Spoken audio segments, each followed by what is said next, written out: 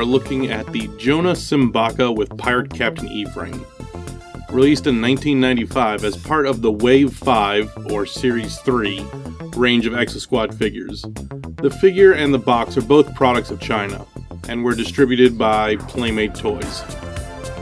Finding a complete in-box example of the figure is super hit or miss. Over the last several years, I've seen periods of 6 to 9 months where not a single figure would show up on eBay, only to suddenly be followed up by 3 or 4 of them showing up in the same month, each for $150. I don't know this for a fact, but as an educated guess, I think this is due to 2 factors. The first factor is the relative obscurity of the figure. From what I can remember, it was rare to have more than 1 or 2 of these figures on the shelf at a given time, at least where I lived as a kid. While there were likely to be 10 or 12 Tanakas and 8 Draconuses on that shelf, there might be 2 Simbaccas. Maybe. So I don't think there were a lot of the figures put in the market to begin with. The second factor is the relative obscurity of the character. Simbacca appeared in only 3 episodes of Season 1, and after Season 1, Exosquad got shafted in terms of showing times. In some markets, being put on the air at 4 in the morning. The figure wasn't released until the following year. So, really, only the die-hard fans of the series were going to know who Simbacca was in the first place.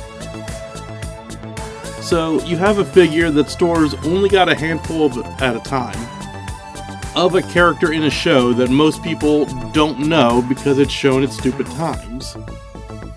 And if I'm honest, the figure itself is kind of but I'll get to that later. As I said, this is all educated guesswork, but I feel like there simply weren't a lot of figures produced in the first place, and fewer purchased at the time to be resold later. So yeah, if you're a collector and you're looking to add a Simbacca to your collection, be ready to put down some cash for it. And be ready to watch eBay for an extended period of time to find one to put cash down on. Like all of the Series 3 figures, Jonas Simbacca came in this window front box, so it gives us a good view of the E-frame itself and the pilot. I personally prefer to have one pilot figure in the E-frame and a second figure in the pilot slot. This just seems to make it more complete to me. As with all of the window boxes, we get a bit of art crammed into the left corner. I will be honest, I am not impressed with this particular piece of artwork, even considering that this is a window box and most of the image is obscured by the window insets. There is very little implication of any sort of motion in what we see, even though this E-frame is equipped with a whip, which you think would be very high motion. Indeed, if you look closely, there are only 2 things in the image that appear to be in motion: the buzzsaw weapon on its right arm, and the overhead missile being fired. For an E-frame that's so heavily melee combat dependent, you would think it would be charging toward a fight, showing the entire machine in motion. Actually, looking at it, I'm wondering if the whip was originally part of the design. Looking at the image on the box, the whip arm, well, okay, I have no idea how an E-frame based whip weapon would work. But if you look at the arm in the image, it takes very little imagination to see that being a missile launcher. Now, let's flip over and check out the back of the box. I'm going to check out the weapon systems and ordnance card, then the weapon systems instruction card, and then I'll come back to the bio card. So, looking at the weapons card. Like all general purpose E-frames, the card lists the fusion pack, the cyberjack, and the clear vision protective shield. The unique weapon systems for the Pirate Captain E-frame starts with the Neo Harpoon rocket, mounted over the cockpit. So the description says, Neo Sizzling Long Range Explosive. I am really not sure what to say about this. I mean, yeah, Harpoon may be the name of the model of missile, and may not actually mean anything beyond that. But then the description says it's neo-sizzling, implying high heat is relevant to its use, as if it were a thermal-based weapon intended to beat armor like a Sabo anti-tank round. But if that's the case, why not just describe it as being intended to beat neo-armor? The description implies that the missile somehow uses heat to burn Neosapians. Which, yeah, not sure that's something I want to see associated with the heroes. Moving down, the next weapon system we see is the dual neo-armor sawing blades. The description says it's able to saw through the hulls of enemy spacecraft. I really like this bit from an in-universe perspective. We know the pirates are raiders from early on in the series, which means they would attack the ship and then take control of it until they can take what they want from it.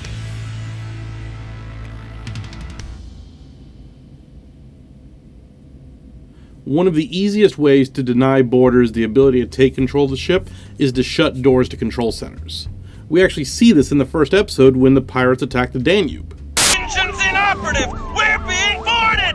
Get some help out here! Hurry! Ah! Take out their communications. So, having something that can cut through the doors and hulls is something the pirates would be inclined to have. So, if the pirates have E-frames, why wouldn't they have something like that on it? Then we get to the Exo-Lashing Laser Whip with electro-crackling power and lightning speed. Okay. I'm not gonna lie. I read that, and I think of Gundam Epion from Gundam Wing.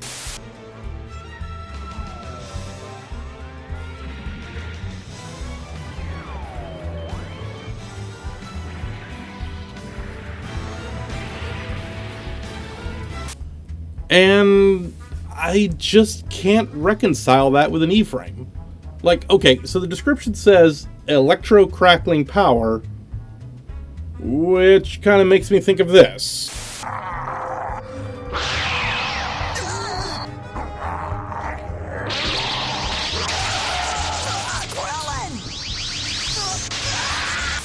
But then it says lightning speed, which, again,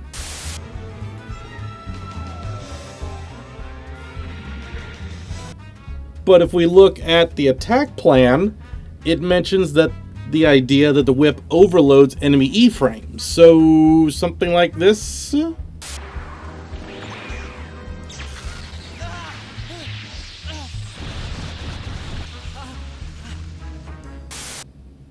Huh.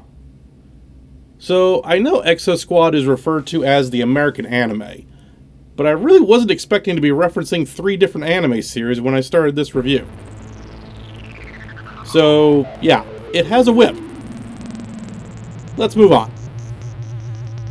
Lastly, we have the Secret Exospring Launched Ground Hover Missile. I'm not sure about this, but that may be the single longest weapon name in the entire Exo Squad figure range. It's certainly the longest one I can think of off the top of my head.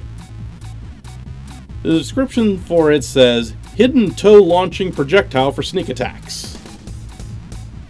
So, yeah. That makes me think of this.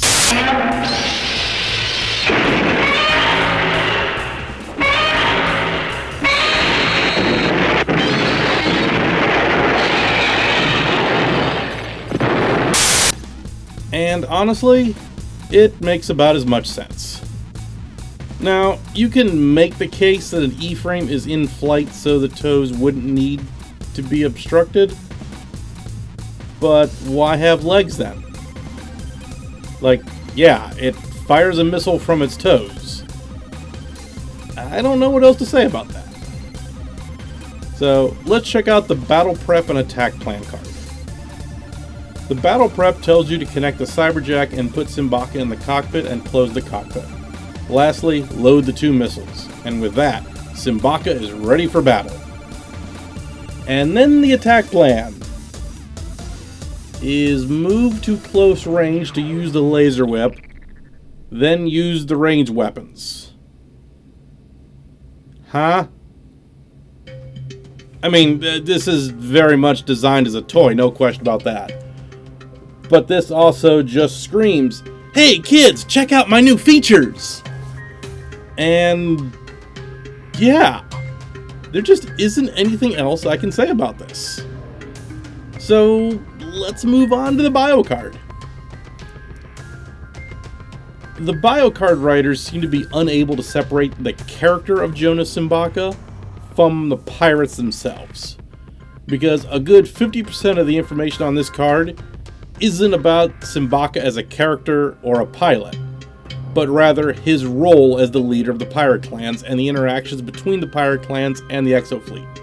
Like, look at this.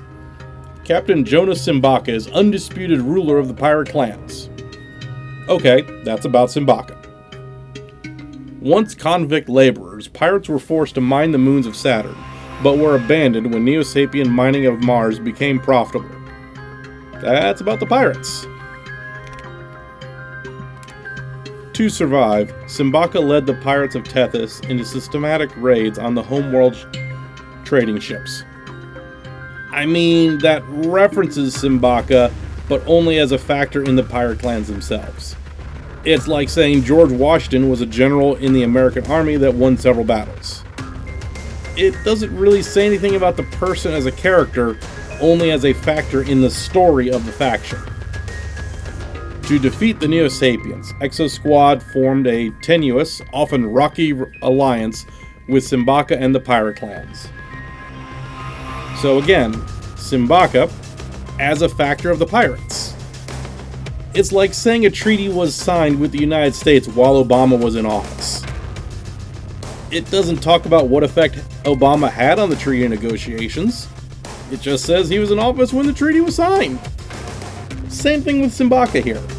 It doesn't talk about if Simbacca was in favor of the alliance, opposed to it. You know, was he a benefit to the negotiations? Was he a problem? Did he see advantages in the alliance? Was he opposed by other factors? It's just Simbacca was the leader of the clans when they made this alliance. In good faith, Simbacca revealed the secret base of Pirate Clan operations, the 10th planet Chaos. Okay, now this does reference Simbacca as a character a bit. He puts at least some of his cards on the table and showed the Exofleet the planet Chaos. This means he had some measure of trust in the alliance. Chaos is home to the dark elements that the pirate cloaking technology makes possible. Yeah, nothing to do with Simbacca beyond he's a pirate, and pirates use cloaking technology. Simbacca was given command of the exocarrier Resolute 2. So again, like the treaty being signed while Obama was in office, or Washington being a general in the American Army, this is just something that was done that involves Simbacca. This could be said to be about Simbacca, since it's about his position as captain of the Resolute 2, but it doesn't say anything about him as a character.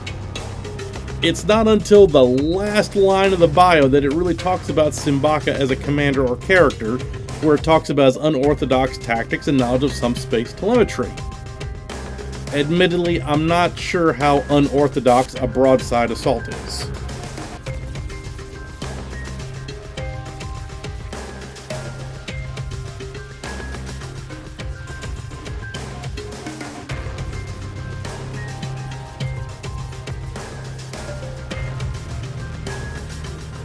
Now, there is one thing I want to call out. The bio cards have an image of the E-frame on it. If we look at the likes of JT Marsh with Aerial E-frame, Marsala with Rapid Assault E-frame, or Phaeton with Neo Command E-frame, we see that it's an image of the E-frame as it appeared in the TV show. But if we look at the cards for the Special Mission E-frame or the Exo-Converting E-frame, we see that it's an image of the action figure, since, you know, they didn't appear in the series. But now look at the bio card for the Pirate Captain E-frame. it's an animated image as if it were due to appear in the show. This is the only E-frame that has an animated rendition on the card that doesn't appear in the show.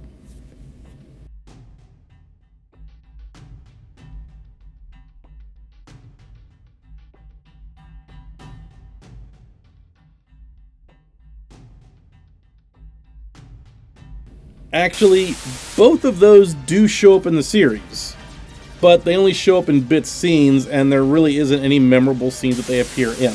So it's easy to overlook them and think they don't show up. But yeah, the Pirate Captain E-frame is the only figure to have an animated portrait that doesn't appear in the series. This has always made me think that there were plans for it to appear in the series in Season 3. The E-frame melee-centered design, coupled with the likes of the Fire Warrior E-frame, Samurai E-frame, and Knight E-frames having similar melee-centered design schemes, make me wonder if this was intended to signal some sort of change, making melee combat more of a focus than range combat. Perhaps the aliens that appeared in the last episode of the series were more resilient to energy-based attacks, making blasters ineffective, so they shifted to melee and kinetic-based attacks. I don't know, that's just idle speculation on my part. So, let's check out the figure itself. And here we have the actual action figure of Jonas Simbacca with the Pirate Captain E-frame. I have to be honest, I'm not even really sure where to start with this thing.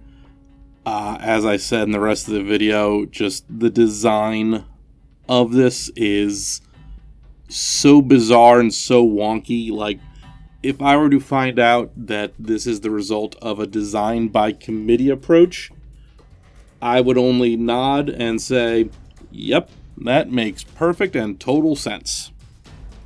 But anyway, you can see the rest of the video for my thoughts on the design of itself. Right now, I'm just talking about the figure. So, the figure actually has a fair bit of rubberized components. So if you are a collector, heads up on that. This particular figure I got in early 2000s. I think it was 2004 that I got it. And it has primarily been in storage since then. So my rubberized parts are a little bit stiff, but in otherwise good condition. Okay? And speaking of the rubberized parts, they include the whip itself and the netting on the top of the cannon. Those are both rubber, latex, some sort of material like that. I will also say, at the time of this video, looking on eBay, I've found quite a few examples of this figure with the whip missing. Like, the rest of the arm and the spring-load mechanism is there, but the actual rubberized whip part is missing. So whether that is a sign that the rubberized components degrade or they get pulled out, I'm uncertain. I've always treated mine with very kid gloves. So, speaking of the whip, that comprises the weapon system on the left arm. Now, confusingly, it has a locking mechanism, so when you turn it all the way up, it locks in place. And then you throw this catch on the bottom to release it. So that creates the whipping action.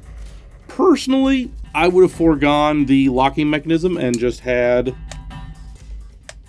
something like that. But that's my personal preference. We do see that this has the triple hydraulics that were somewhat common on the 5th Wave Series 3 E-frames.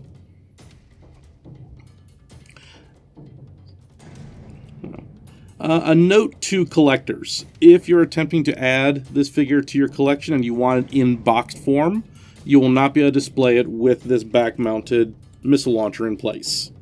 Reason being, the actual insert for the box does not have space for this to be mounted on the E-frame. Yeah, it's a separate component.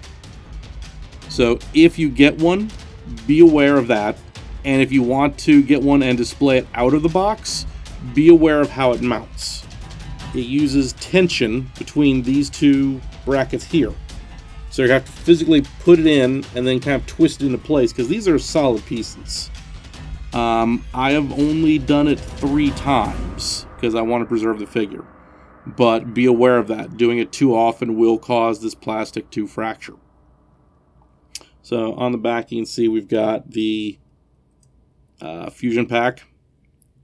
I've got a sparse amount of detail on the legs, which really kind of annoys me. Number one, it's just lazy.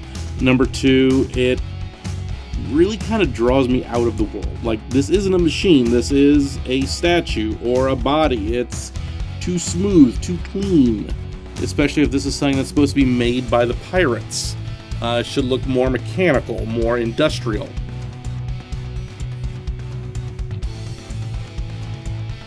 So, coming around to the other side, we have the dual buzzsaws.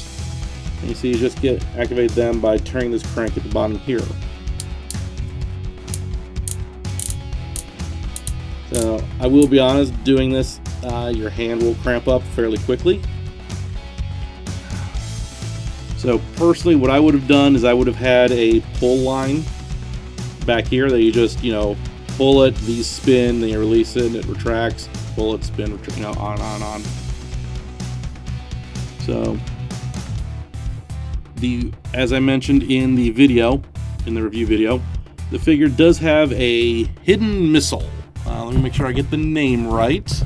They call it a secret exospring launched ground hover missile in the right foot.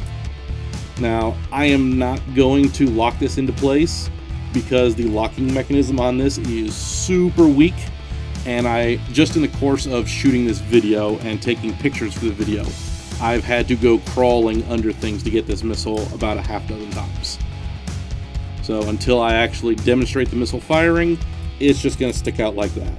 Another important footnote, no pun intended, for collectors, and if you want to display this as a figure. This missile, if yours is anything like mine, it will probably pop out, so heads up on that.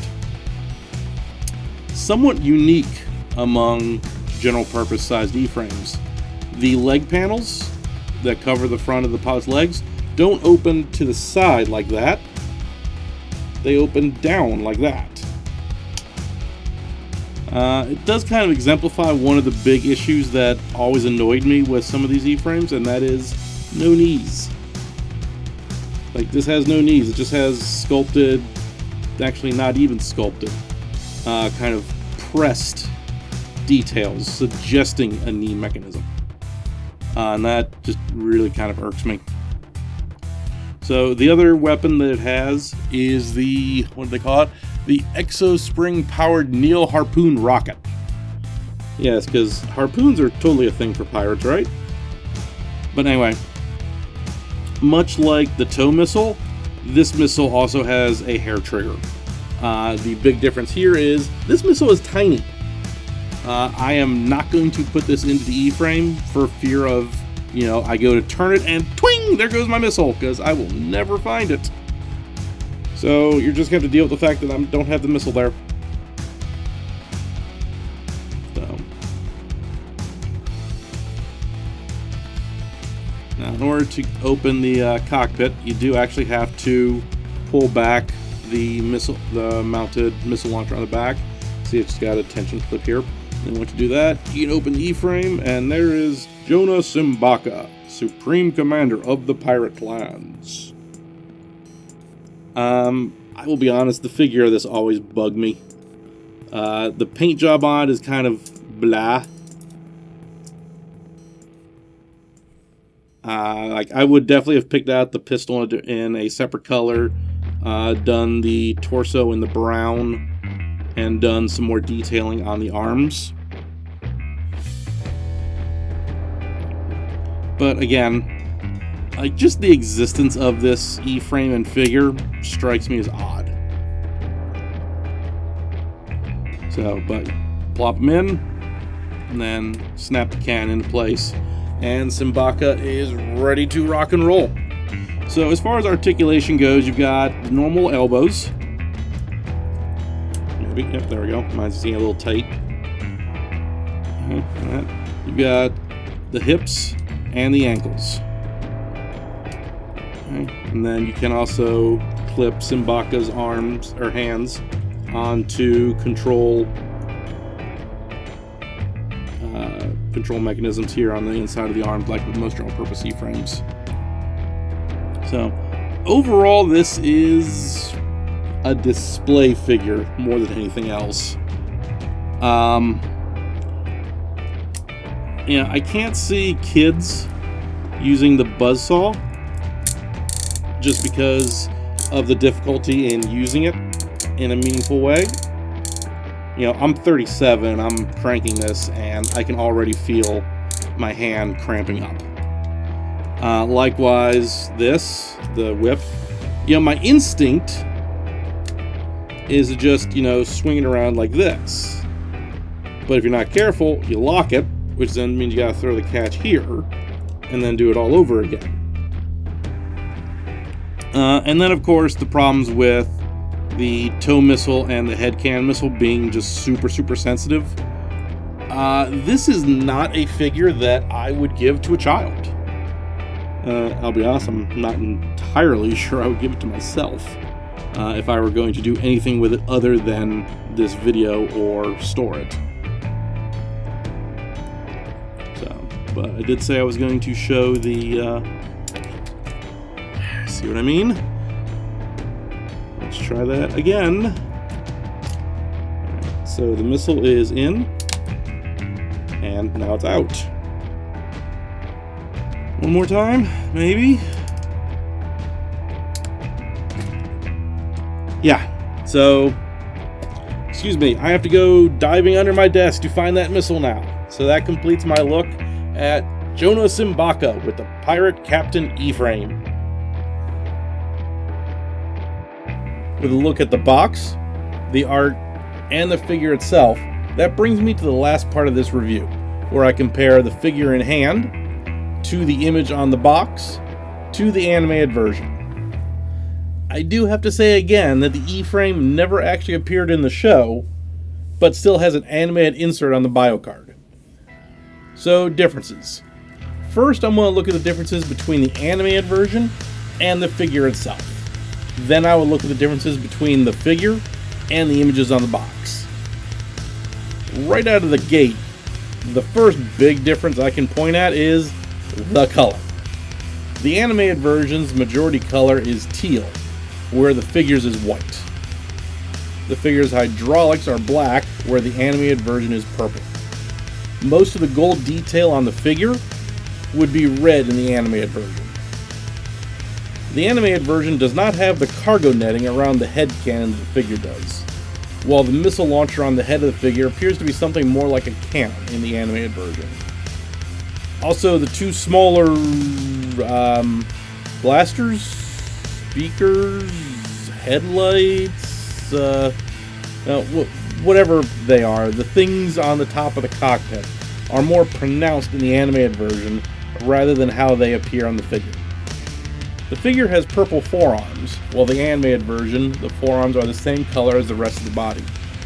The animated version doesn't appear to have the sword sheath on the chest, but that could be the angle of the body image. Comparing the figure to the box image isn't much different from comparing the figure to the animated version. The translation from one to the other is pretty solid all told. There are a couple differences though. The first major one is that the head cannon missile on the package appears to be gold, while the figure itself has a black missile. The shoulders on the box image use a two-color scheme of white upper segments with purple lower segments. The figure itself simply has single-color white shoulders. Another difference is in the color of the whip. The figure has a purple whip, while the image on the box has a gold whip. The switch on the side of the whip is also black on the figure, whereas on the box it's gold. The image on the box has a golden detail on the side of the left leg, while the figure itself is just white like the rest of the leg. The left foot of the E-frame on the box image has some details that the figure itself does not.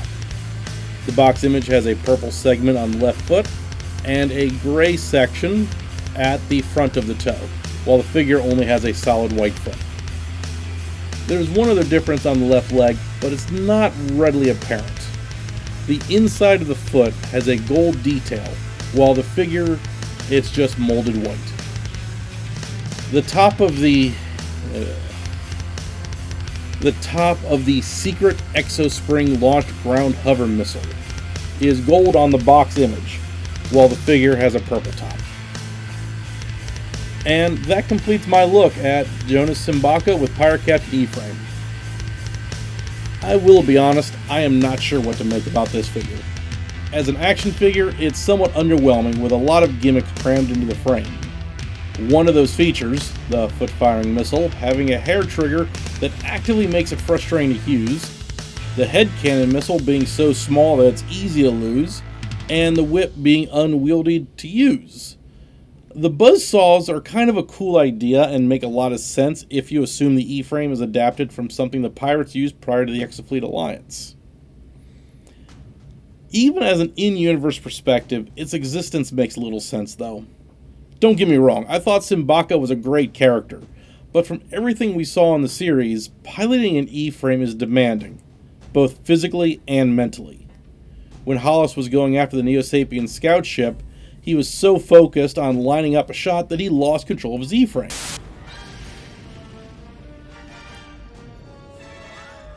Now, I have no doubt that Simbacca is a highly capable commander and tactician, highly adaptable and quick thinking. And we know he's a fierce fighter.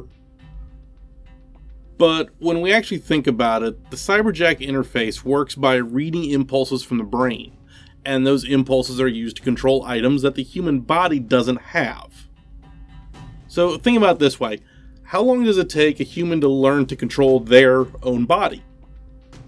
A year or more, right? You know, from the time you're born to the time you can walk, it's about a year, year and a half, sometimes a little bit longer. And then a soldier will spend 30 days in basic training, learning how to march, how to carry their weapon, how to clean it, how to shoot it, how to maintain it, and typically 90 days more to learn their respective MOSs. And then to master those skills will take a year or more of experience. It's reasonable to believe that a similar training period is required to learn to operate an E-frame. Simbacca is presented as being an older individual, possibly early 50s, but I'm guessing mid-60s. So it's that adage about old dogs and new tricks. Honestly, I think Simbacca would have been better included with the Resolute 2 instead of a general-purpose E-frame. Now, I have alluded to this earlier in the video. The Pirate Captain E-frame has an animated image on the bio card. What do you think that meant for the Pirate Captain E-frame? Where did it come from? And what did its melee combat styling indicate? I've included a link to a form in the description of this video for those questions. If you have a couple minutes, fill that out and tell me your thoughts. When I've gotten enough to fill a 10 to 12 minute video, I'll revisit the idea and talk about what you mentioned in that form. So, be sure to keep an eye out for any upcoming reviews, where I will check out Peter Tanaka with Samurai E-frame, and later Alec De Leon with Field Communications E-frame.